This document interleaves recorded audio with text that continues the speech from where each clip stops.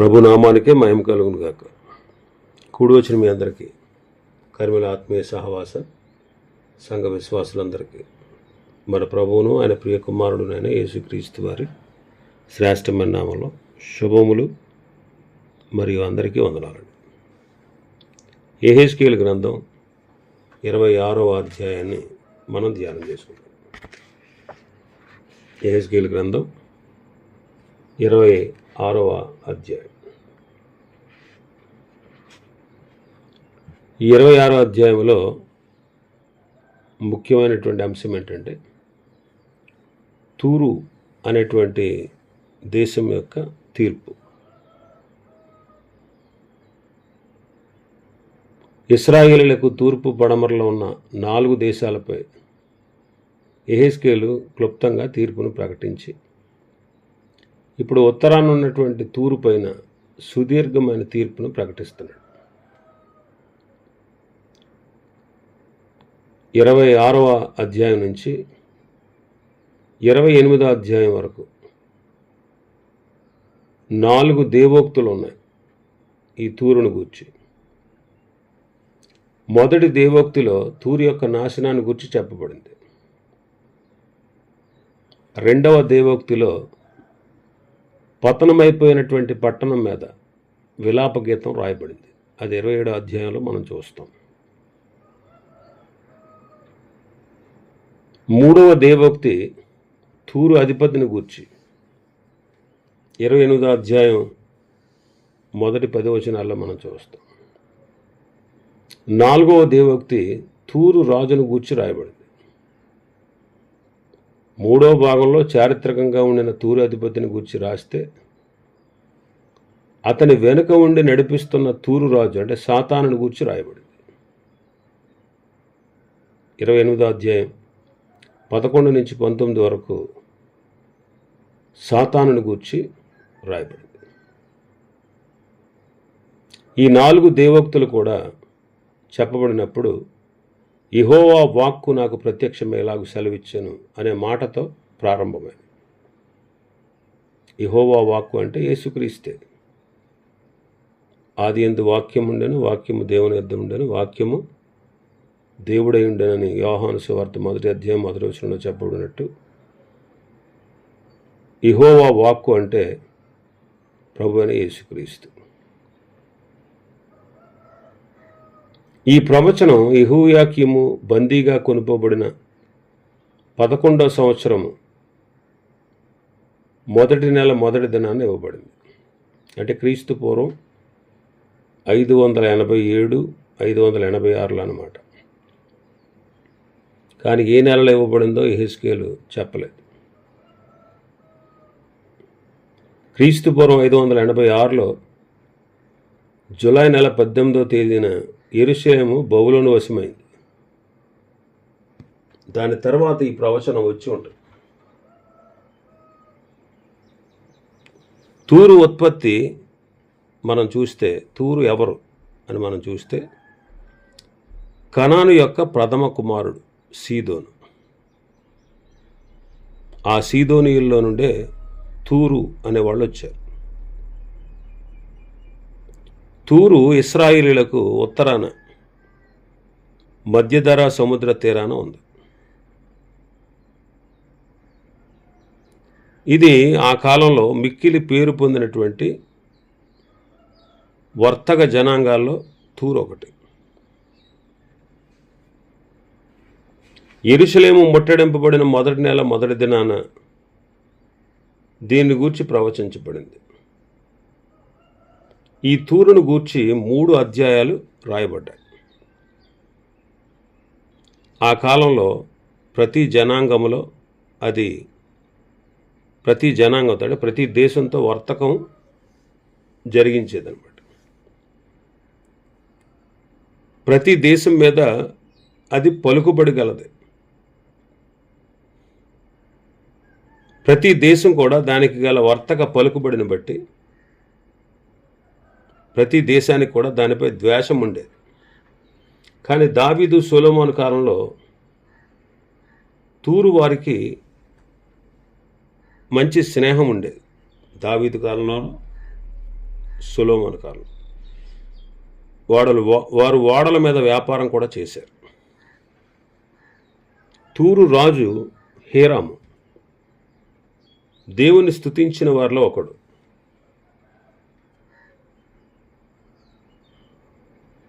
మందిర నిర్మాణం కొరకు హోరాము తన పనివారిని పంపించాడు.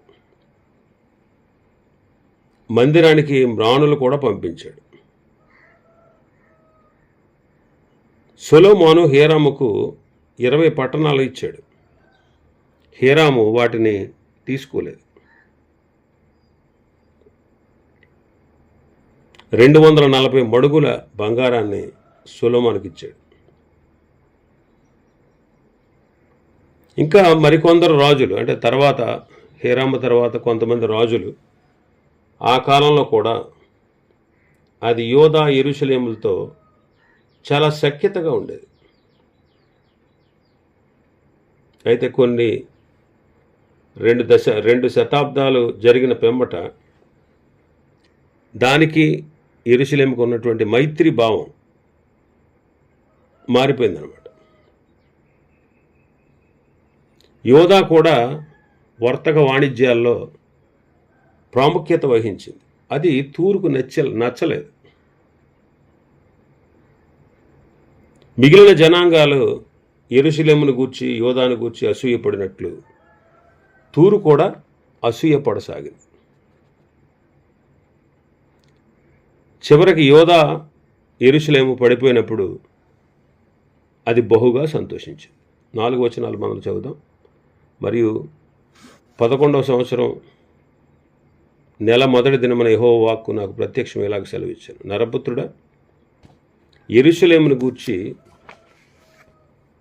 ఆహా, జనములకు ద్వారముగా ఉన్న పట్టణం పడగొట్టబడెను, అది నాశనమాయను, అది పాడైపోయినందున నేను పరిపూర్ణం నొందుతునని తూరు చెప్పిన కదా.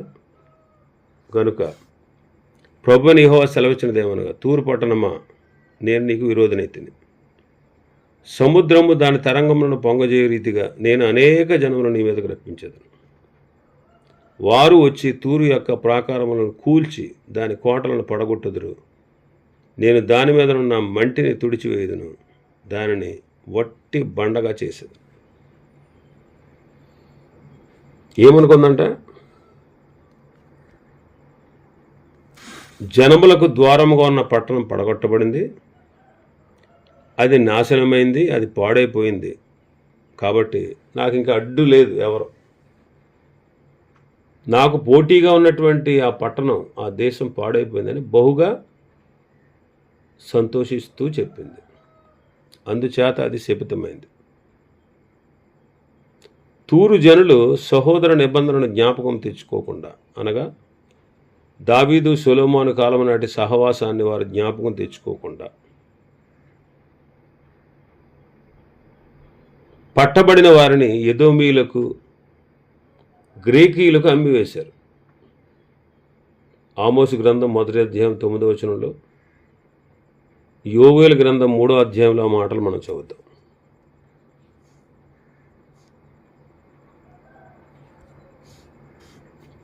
నేను సెలవిచ్చినది, యెహోవా సెలవిచ్చినది ఏమనగా, తూరు 3 సార్లు 4 సార్లు చేసిన దోషం బిడ్డని తప్పకుండా దానిని శిక్షింతును. ఏలైనగా దానిని జనులు సహోదర నిబంధనను జ్ఞాపకమునకు తెచ్చుకొనక పట్టబడిన వారిని అందరినీ ఎదోమీయులకు అప్పగించిరి. ఎదోమీయులకు అప్పగించిరి. యోవేలు గ్రంథం 3వ అధ్యాయం 6వ వచనం, యోధా వారిని, యెరూషలేము పట్టణపు వారిని తమ సరిహద్దులకు దూరముగా నివసింపచేయుటకై మీరు వారిని గ్రీకీయులకు అమ్మివేసిరి. మీరు చేసిన దాన్ని బహు త్వరగా మీ నెత్తి మీదకి రప్పించదు. మీ కుమారులను మీ కుమార్తెలను యోధా వారికి అమ్మివేయింతును. వారు దూరముగా నివసించు జనులైన షబాయిలకు వారిని అమ్మివేతురు.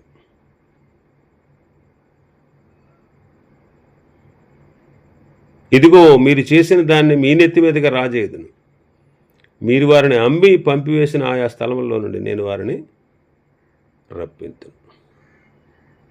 కాబట్టి వారు సహోదర నిబంధనను జ్ఞాపకం తెచ్చుకోకుండా పట్టబడిన వారిని ఎదోమీయులకు, గ్రీకీయులకు అమ్మేశారు. కనుక దేవుడు తూరు పట్టణమా, సముద్రము దాని తరంగములను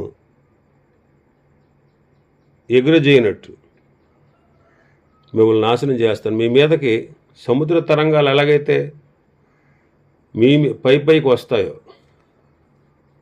అలాగే నేను అనేక మందిని మీ మీదకి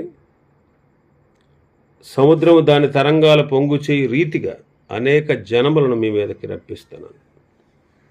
వారు తూరు యొక్క ప్రాకారాలను కూల్చి దాని కోటలను పడగొడతారు. దాని మీద ఉన్న మట్టి అంతా తుడిచివేస్తాను, దానిని వట్టి బండగా చేస్తాను అంట. ఆ శిక్షా వివరం రాశాడు 5వ వచనం నుంచి 14వ వచనం. అది జనములకు దోపుడు సొమ్ము అవుతుంది. తూరు కూడబెట్టుకున్న ధనరాశులు పరుల హస్తగతం అవుతాయి అన్నాడు. 5వ వచనం. సముద్రము దాన్ని ఆవరించును, అది వలలపరుచు చూటగును, నేనే మాట ఇచ్చితిని, ఇదే ప్రభువు యెహోవా వాక్కు. అది జనములకు దోపుడు సొమ్మగును, బయట పొలంలో ఉన్న దాని కుమార్తెలు కత్తిపాలగుదురు. అప్పుడు నేను యెహోవానే ఉన్నానని వారు తెలుసుకుంది. ప్రభువుని యెహోవా సెలవిచ్చినదేమనగా, రారాజుకు బబులోను రాజైన నెబుకద్రెజను నేను తూరు పట్టణం మీదకి రప్పిస్తున్నాను. అతడు గుర్రములతో, రథములతో, రౌతులతో, గుంపులు గుంపులుగా ఉన్న సైన్యంతో ఉత్తర దిక్కు నుండి వచ్చి బయట పొలంలోని నీ కుమార్తెలను ఖడ్గముతో చంపి నీకెదురుగా బురుజులు కట్టించి దెబ్బ వేయించి నీకెదురుగా డాలునెత్తును. మరియు అతడు నీ ప్రాకారములను పడగొట్టుటకు యంత్రములు సంధించి గొడ్డండతో నీ కోటలను పడగొట్టును. అతనికి గుర్రములు బహు విస్తారముగా ఉన్నవి, అవి ధూళి ఎగరగొట్టగా అది నిన్ను కొమ్మును. బయట సందులు గల పట్టణంలోనికి సైనికులు చొరబడినట్లు అతను నీ కోటలోనికి ప్రవేశించినప్పుడు రౌతుల యొక్క చక్రముల యొక్క రథముల యొక్క ధ్వని చేత నీ ప్రాకారములు కంపించును. అతడు తన గుర్రముల డెక్కల చేత నీ వీధులను అణగదొక్కించును. నీ జనులను ఖడ్గముతో హతము చేయను. నీ ప్రభావమునకు చిహ్నములైన స్తంభములు నేలను కూల్చును. వారు నీ ఐశ్వర్యమును దోచుకుంటారు, నీ వర్తకమును అపహరిస్తారు, నీ ప్రాకారములను పడగొడతారు, నీ విలాస మందిరములను పాడు చేస్తారు, నీ రాళ్లను, నీ కలపను, నీ మంటిని నీళ్లలో ముంచివేస్తారు. ఇట్లు నేను నీ సంగీత నాదాన్ని మానిపిస్తాను, నీ సితార నాదం ఇక వినబడదు. నిన్ను వట్టి బండగా చేయదును, వలలు పరుచుకుంటకు చూటకును. నీవికను కట్టబడక ఎందుకు, నేనే మాట ఇచ్చి ఉన్నాను, ఇదే ప్రభువు యెహోవా వాక్కు. అది జనములకు దోపుడు సొమ్ము అవుతుంది. తూరు పట్టణము కూడబెట్టినటువంటి ధనరాశులన్నీ కూడా పరుల హస్తగతం అవుతాయి. మన తోటి సోదరులకు నష్టం వస్తే మన వారి నష్టంలో పాలు పంచుకోవాలి, కానీ సంతోషించి వారి మీద పగ తీర్చుకోవడం మంచిది కాదు. వాళ్ళు అదే చేశారు, అందుకే వాళ్ళ మీద కూడా శిక్ష వచ్చింది. తూరు పట్టణం కొంత భాగం భూమి మీద ఉంది, భూభాగం. మరికొంత భాగం సముద్రంలో ఉన్న లంక మీద నిర్మించారు. నెబుకద్నెజరు దాదాపు 15 సంవత్సరాల పాటు తూరు నగరాన్ని ముట్టడించాడు. తూరు సముద్రపు తీరమున కొంచెం దూరమున సముద్రంలో ఒక బండ మీద కట్టబడింది. ఆనాటి ప్రపంచంలో అది మిక్కిలి బలమైన కోటగా ఉండేది. కాబట్టి ఈ 14 వచనాల్లో చెప్పబడినట్టు అది జరగడానికి నెబుకద్నెజరు ఏం చేశాడంటే ఒక బాటను నీళ్ల మీద కట్టవలసి వచ్చింది. అలా ఒక బాట కట్టి తూరు పట్టణాన్ని నాశనం చేశాడు. అయినా సరే తర్వాత కొంత భాగం తూరు పట్టణంలో నిలిచి ఉంది. ఆ తర్వాత అలెగ్జాండర్ కూడా దాన్ని జయించినట్లు క్రీస్తు పూర్వం 332లో చెబుతారు. అంటే క్రీస్తు శకం 13వ శతాబ్దం వరకు తూరులో కొంత భాగం నిలిచి ఉన్నట్లుగా మనం చూస్తాం. కాబట్టి తూరు ఇప్పుడు పూర్తిగా నాశనం చేయబడింది. అనేక మందిని వారి మీదకి దేవుడు రప్పించాడు. అయితే ఇప్పుడు తూరు ఉన్న పట్టణ శిథిలాలు మాత్రమే ఉన్నట్టు చెప్తారు. అంటే నేను వట్టి బండగా చేస్తానన్నాడు కదా, అలాగా వట్టి బండగా చేశాడు, వలలు పరుచుకునేటువంటి చోటులాగా ఉంచాడు. నీవికను కట్టబడక ఉందువు, నేనే మాట ఇచ్చి ఉన్నాను, ఇదే ప్రభు అని యెహోవా వాక్కు అన్నాడు. ఇంకా 15వ వచనం నుంచి 21వ వచనం వరకు అంగలార్పు మనం చూస్తాం. తూరును గూర్చి ప్రభు అని యెహోవా సెలవిచ్చినదేమనగా, నీవు కూలినప్పుడు కలుగు ధ్వని, హతులగుచున్న వారి కేకలను, నీలో జరుగుచున్న గొప్ప వధ ద్వీపములు విని కంపిస్తాయి.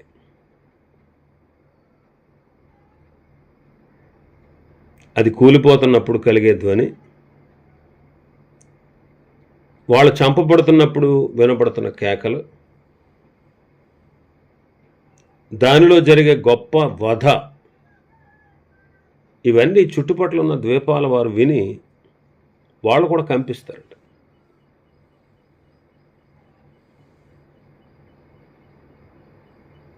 సముద్రపు అధిపతులందరూ తమ సింహాసనం మీద నుండి దిగి తమ చొక్కాలను విచిత్రమైన వస్త్రం తీసివేసి దిగులు పడిన వారే నేలను కూర్చుండి గడగడ వణుకుచు నేను చూసి విస్మయపడతారు. వారు నిన్ను గూర్చి అంగలార్పు వచనం ఎత్తి ఇలాగంటారు, సముద్ర నివాసమైన దానా, ఖ్యాతి నొందిన పట్టణమా, నీవెట్లు నాశనమైతివే. సముద్ర ప్రయాణము చేయుట వలన దానికిని దాని నివాసులకు బలము కలిగను. సముద్రవాసులందరూ భీతిల్లి చేసినది ఇదే.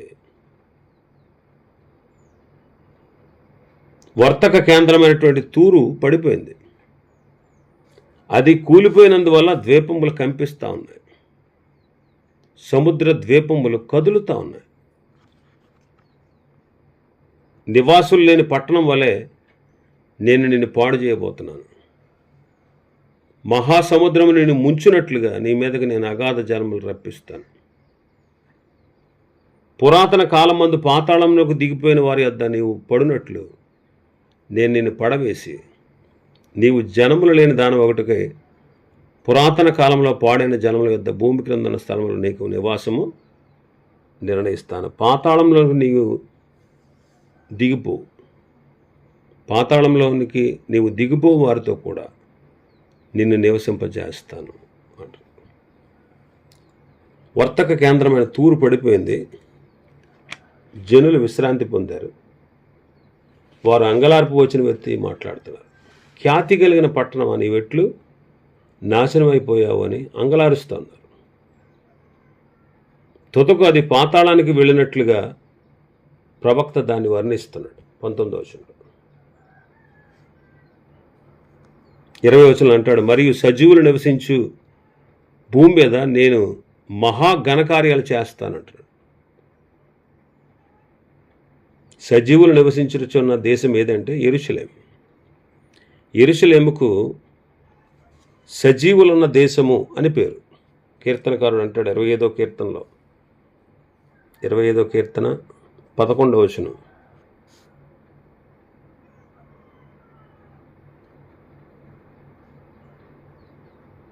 సజీవులున్న దేశం మీద అంటాడు, యెహోవా దయను పొందుతున్న నమ్మకము నాకు ఉందే అంటాడు. సజీవులున్న దేశం మీద. కాబట్టి యెరూషలేముకు సజీవులున్న దేశం అనే పేరు. అక్కడ దేవుడు ఏం చేస్తాడంటే ఘనకార్యాలు, మహాఘనకార్యాలు చేస్తాడు. అయితే తూరు యెరూషలేము పడగొట్టబడినప్పుడు సంతోషించింది కాబట్టి, ఆహా నాకు సంతోషంగా ఉంది, అది నాశనం అయిపోయింది భలేగా అని చాలా సంతోషించింది. అందును బట్టి అది సమూల నాశనమైనట్లు మనం చూస్తాం. కానీ యెరూషలేములో దేవుడు గొప్ప కార్యాలు చేయబోతున్నాడు. ఇక తూరు ఎన్నడూ కనబడకుండా పోయినట్టుగా మనం చూస్తాం. మరి మనం కూడా అంతే. శత్రువు పడిపోయినా సంతోషించకూడదు, ఎదుటివారు పడిపోయినా సంతోషించకూడదు. మనం సహోదర ప్రేమ కలిగి ఉండాలి. దేవుని పిల్లలైనటువంటి మన అందరం కూడా సహోదర ప్రేమను కలిగి ఉండాలి. కులం, మతం, జాతి, దేశం, ప్రాంతం, ఈ అభిమానాలు మనకు ఉండకూడదు. మనం అందరం కూడా దేవుని చేత నిర్మించబడ్డాం. ప్రపంచంలో ఉన్న ప్రతి వ్యక్తి దేవుని చేత నియమించబడ్డాడు. ప్రతి దేశం దేవుని చేత ఏర్పాటు చేయబడింది. ప్రతి అధికారం కూడా ఆయన చేత ఇవ్వబడింది. ప్రతి ఒక్కరిని ఆయన ప్రేమిస్తున్నాడు. ప్రతి ఒక్కరి ఎడల ఆయన ప్రేమ కలిగి ఉన్నాడు. అలాంటి సహోదర నిబంధన ఉంది అనే విషయాన్ని మనం తప్పనిసరిగా జ్ఞాపకం చేసుకోవాలి. అందరినీ సమానమైన ప్రేమతో మనం ప్రేమించగలగాలి. ఇవి ఈ అధ్యాయంలో ఉన్నటువంటి విషయాలు. ప్రభు చిత్తమైతే రేపటి దినం మరొక అధ్యాయాన్ని మనం ప్రారంభించుకుందాం. దేవుడి వర్తమాన వాక్యాన్ని మన వెనుకడిలో ఆశీర్వదించునుగాక. ఆమేన్.